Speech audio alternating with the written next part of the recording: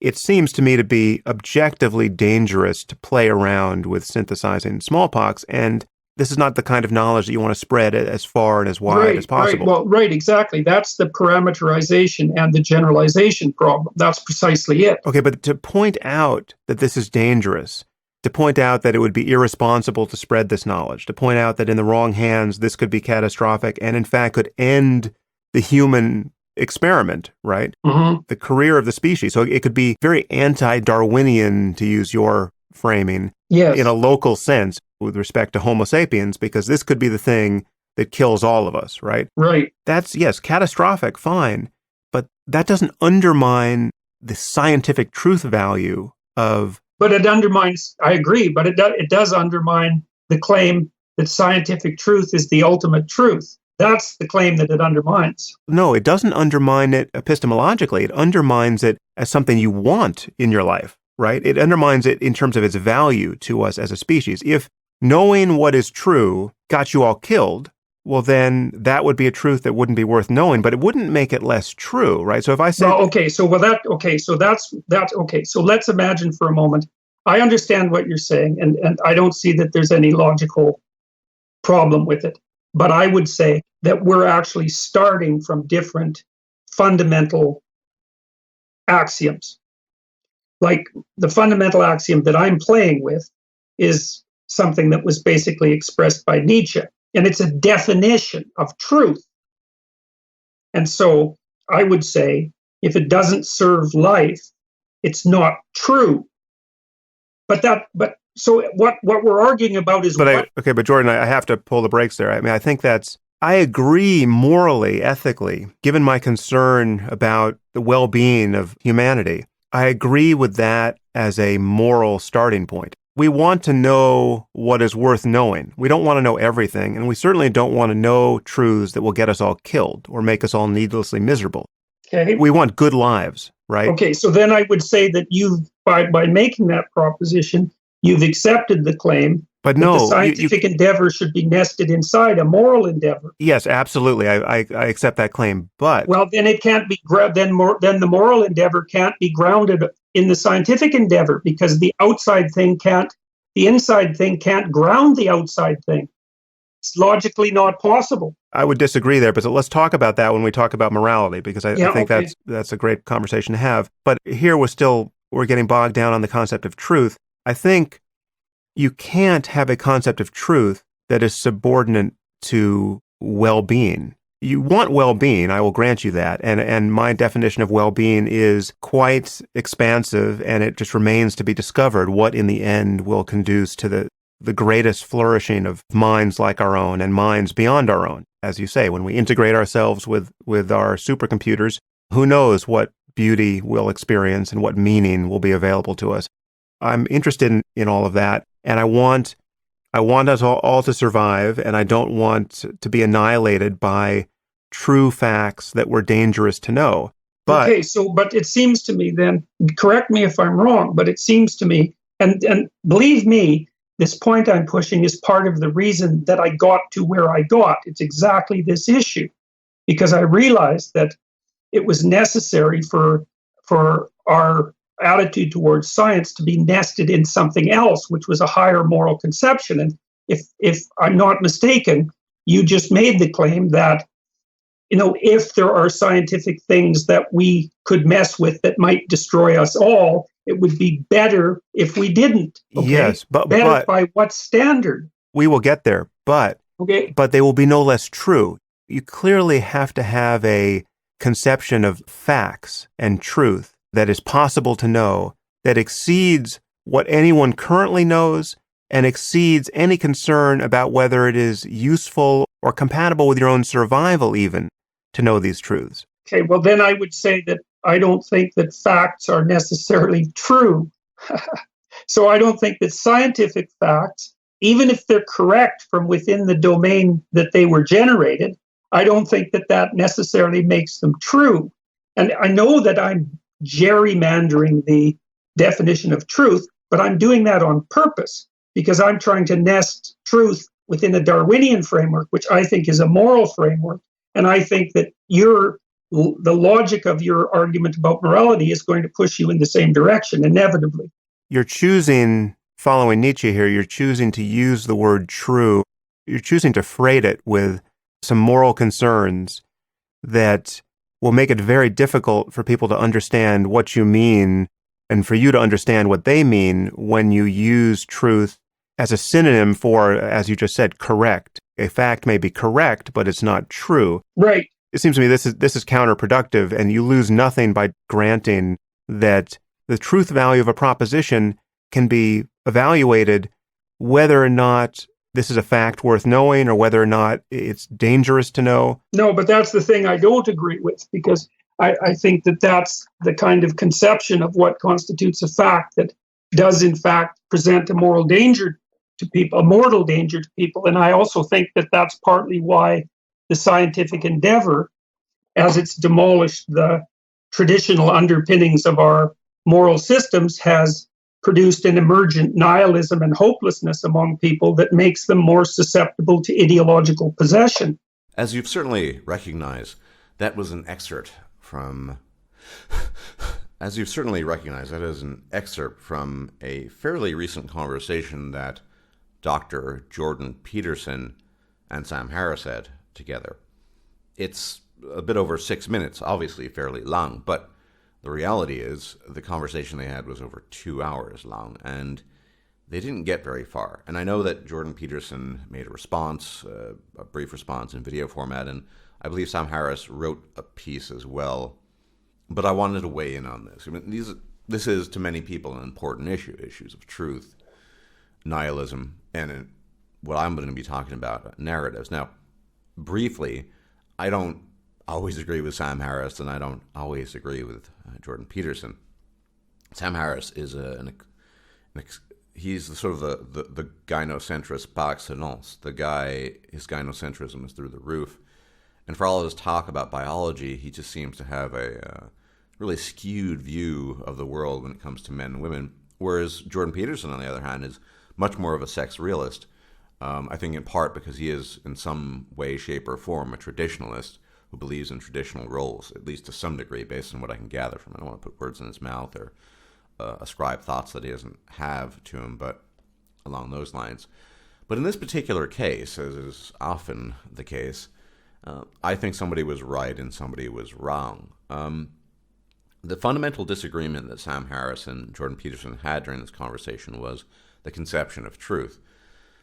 And as you picked up, Jordan Peterson admits that he gerrymandered the term in a sense, and he uses truth and not in the sense of correct. Now, effectively, and I don't want to talk too much about this, they're both operating along two different lines of inquiry into truth. One could be called, there's actually a tradition for this, correspondence theory of truth, which would be Sam Harris. You know, that there's a reality around us. We can describe the reality exists independent of us, etc. And a coherence theory of truth, which I think is the fundamental ideology or belief system that the Darwinian belief system that Jordan Peterson is proffering. And that would be, you know, we have this moral framework. Does X fit within the moral framework? If X does not fit within the moral framework, then it is not true. It should be fairly obvious to many of my listeners, those who've known me through the years, that I, too, subscribe to a correspondence theory of truth. I don't really find the coherence theory very convincing or coherent, for that matter. I think it's very true that a reality exists independent of us. I mean, what makes up a water molecule? 2 hydrogen atoms and 1 oxygen atom. Now, this remains true, correct, if to use the terminology of Jordan Peterson, whether or not human beings, sentient apes, are around to acknowledge that. And even before there were single-celled organisms in the waters of Earth, the oceans of Earth, the molecules of water still were composed of 2 hydrogen atoms and 1 oxygen atom. And that didn't change back then and hasn't changed now. I think there's a whole lot just I find really weird and screwy with coherence theory, if you want to call it that, but just Jordan Peterson's line of thinking in regards to this. I mean, for example, I'm not exaggerating this, because if you actually listen to the discussion, I'll be linking to it in the low bar, you'll see some of these things come out. I don't think it's unreasonable if I were to suggest that if a man were diagnosed with terminal cancer, pancreatic cancer, which is almost always terminal, and they run all sorts of scans, they discover that the vast majority of the cells in the pancreas are cancerous. Doctor says half a year to live. He dies in under just half a year. Okay.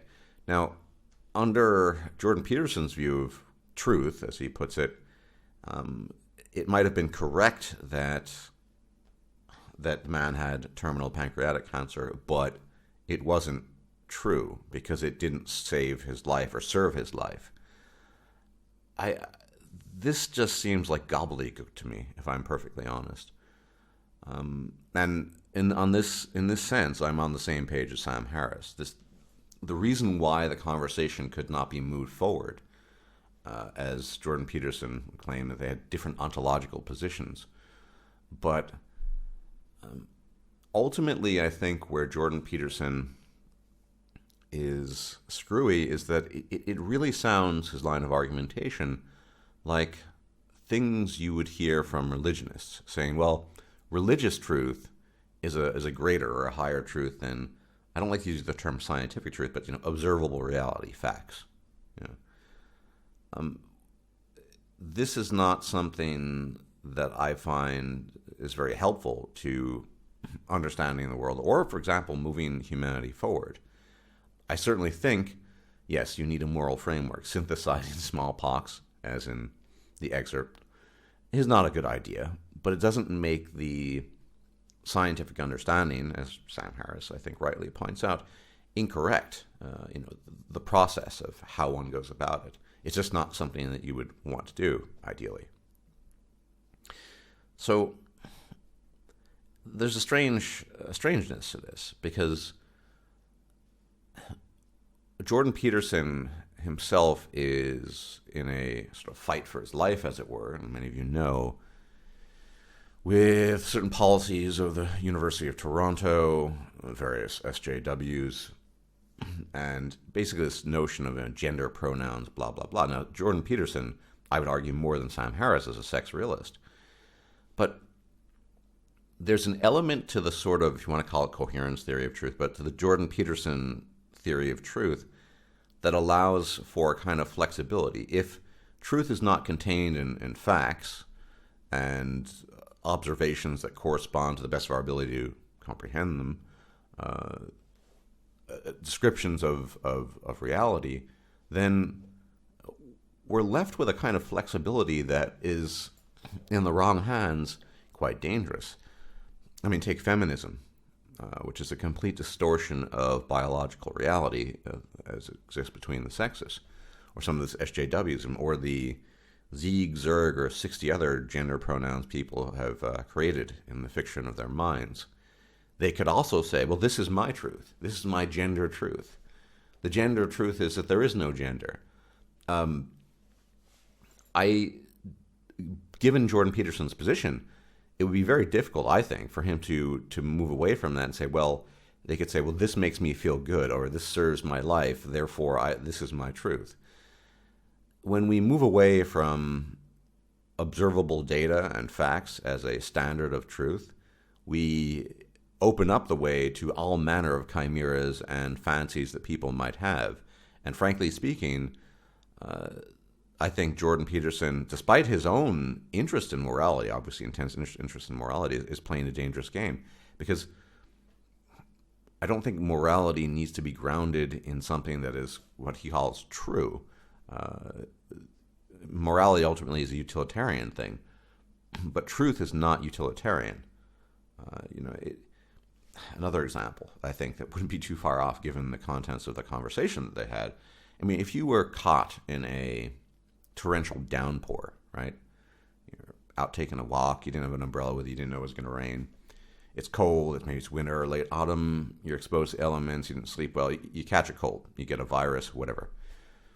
Now, he could say, well, that didn't serve your life. It doesn't make you... So it's not true that it was raining cats and dogs, but it was. And the fact that you caught a cold due to exposure as well, and a weakened immune system has nothing to do with that. It's just I just think it's wonky and screwy, and I think Jordan Peterson, unfortunately, just due to his rigidity, they couldn't move the conversation forward, and that's, I think, unfortunate, because on a lot of other issues, I think he's spot on. But there's another element here, and I think that's important to address. He talks about nihilism and the sort of emergent nihilism that he observes, and other people have talked about it too.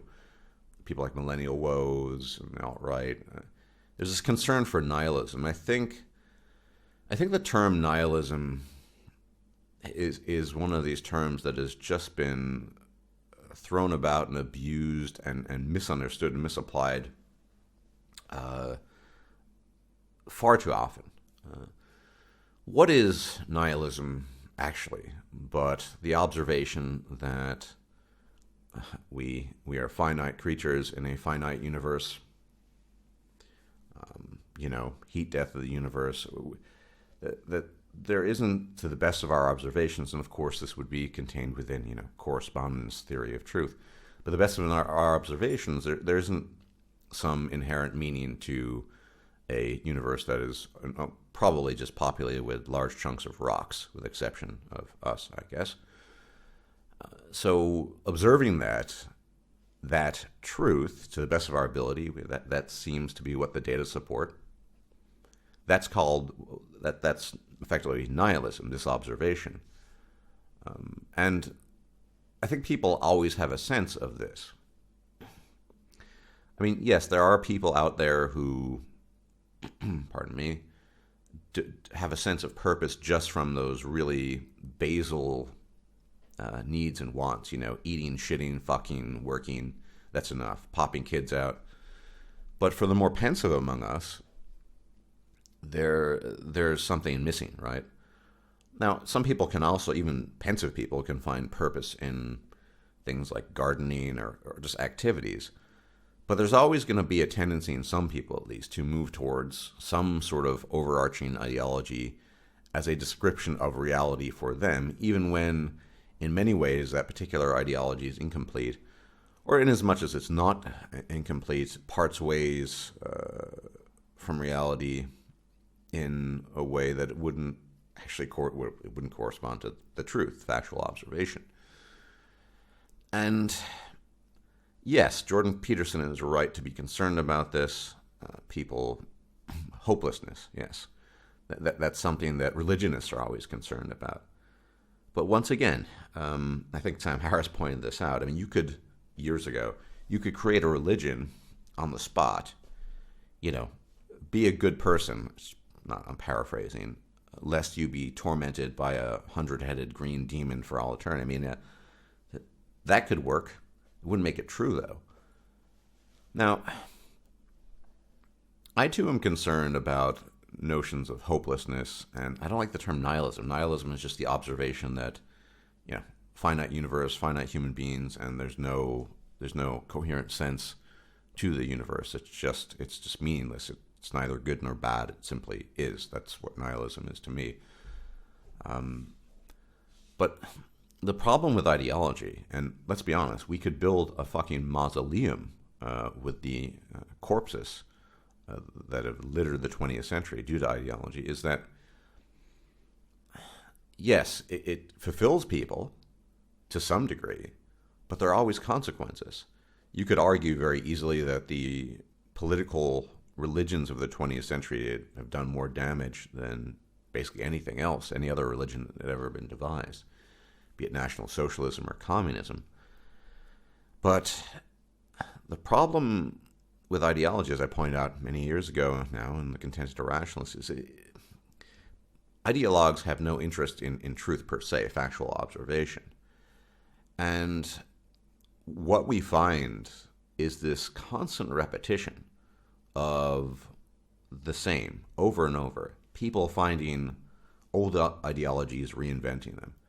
For example, I don't really think the alt-right is, alternative. I think it contains some new elements, but it's for the most part a resurrection of certain ideas that were present in the early 20th century and late 19th century.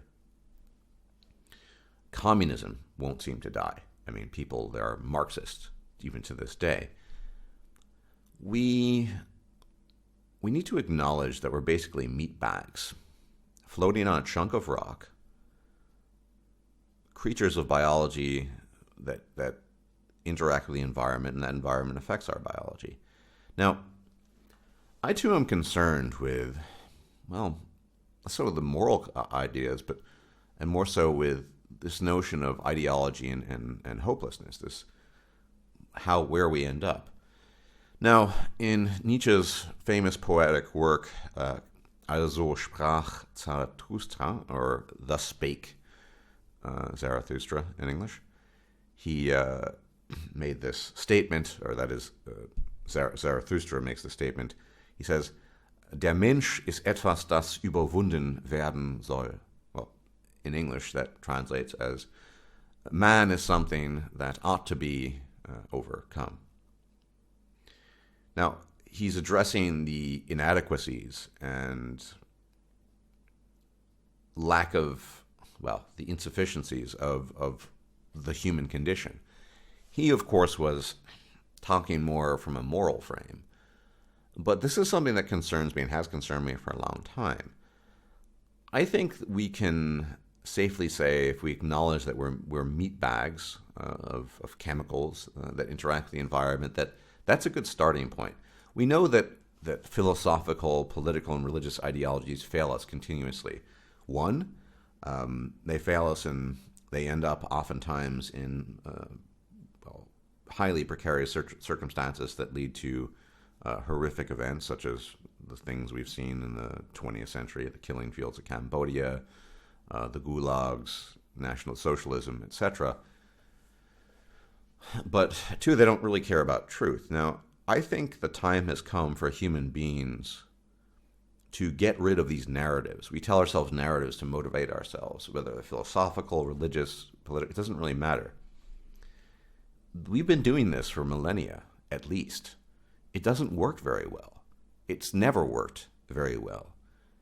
And we're at the stage now where we can at least apprehend the notion that we can change our fundamental human nature. Now, I would never describe myself as a capital T transhumanist. I don't, lurk on transhumanist forums and interject my opinions, but I'm certainly a lowercase t transhumanist.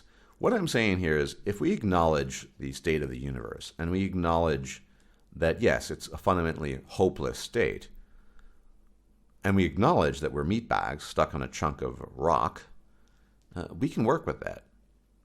What I'm advocating here is effectively the first steps towards transhumanism, which is chemical manipulation. We already have some of this. I mean, they're very primitive, things like benzodiazepine medications or selective serotonin reuptake inhibitors. Synthetic sex hormones like testosterone, estrogen, proestrogen, etc. I mean, you could look at these chemical accoutrements that we have as sort of primitive tools, or maybe in terms of warfare, to make an analogy, the cudgel, the bow and arrow, the wooden javelin, compared to future developments, which say like an M14 sniper rifle or what have you. I mean, these are very primitive means of manipulating our neurochemistry and our biology, but nonetheless they exist. What I propose really is that how cool would it be, without any ideology, just to swallow a pill in the morning and you feel fulfilled, you feel motivated, you don't feel like something's lacking, just because at that stage, and this is obviously fiction and it's hypothetical, our understanding of the human psychology, of human neurochemistry, I mean, effectively, it's just about proteins and receptors, right? Is such that we've reached achieving a precision in our chemical manipulation that all we need to do is swallow a pill. More importantly, at this stage, it's tailored to individual wants and needs. So, maybe your brain runs in a certain way. You see the doctor, he changes the molecular composition a little bit. Boom, it's all good. I mean, this is obviously science fiction, but I think this is what we should be striving for rather obvious reasons. As I pointed out, ideologies constantly fail us. They fail us in terms of the violence and the moral danger that they offer. And ideology doesn't care about truth, not factual, observable data. Now, factual, observable data, and this is why I myself adhere to the correspondence theory of truth, is that when we observe these things, we know that we're meat bags, right? And or as Sam Harris has pointed out a few times, we're puppets, and we can manipulate ourselves vis-a-vis our environment, the food we eat, the chemicals we ingest. I mean, we can do these things. We do it all the time. Eating food is essentially ingesting chemicals. Now, depending on what you eat, you might have an insulin response. If you eat, a bunch of fried eggs, you're not going to have very much of an insulin response. If you eat 2 pieces of cake, your insulin's going to spike, your blood sugar is going to spike, and then your pancreas is going to release insulin. I mean, it's just how it works. I mean, chemicals are always there. What I'm proposing is moving from this really basic stuff and the primitive stuff that we have, like benzodiazepine medication, the stuff that manipulates our neurochemistry in ways that aren't not really perfectly well understood and just are not very good, and move as a species towards that stage where all we need to do is take a pill. No need for ideology, no need for all this nonsense. You can feel fulfilled just by, taking a pill in the morning. I more than anything else, I would love that. I mean, that would be the solution to most of my problems in life. And I think it would be a solution to many people's problems. For people who are pensive, who reject ideology because they recognize that ideology inevitably strays from observable data and truth, and also really can lead to some disastrous results. We know this. This is a good solution. Now, it's not a solution that's workable at the moment, but I always find it puzzling that people are so resistant to this. I mean, part of it is, we want to feel special, like special snowflakes. Nobody wants to acknowledge that, hey, I'm just a meat bag of chemicals, so here, feed me some pills and I'll be okay. But, if it works, it works. And we're not there yet, obviously. I'll be dead probably before we get there.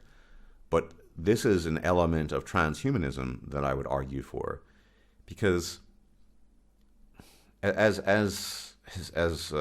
Zarathustra says, I mean, man needs to be overcome. And he's talking, as I said, more in a moral sense. But to me, we are just woefully insufficient as apes. We got lucky. We've been really lucky. And we keep on testing and trying that luck over and over again, using the same primitive tools. I mean, what is ideology but a spandrel of our native psychology and our needs? Let's just jettison all of that. Let's just get rid of it, move forward, and start working towards actually transcending and overcoming ourselves.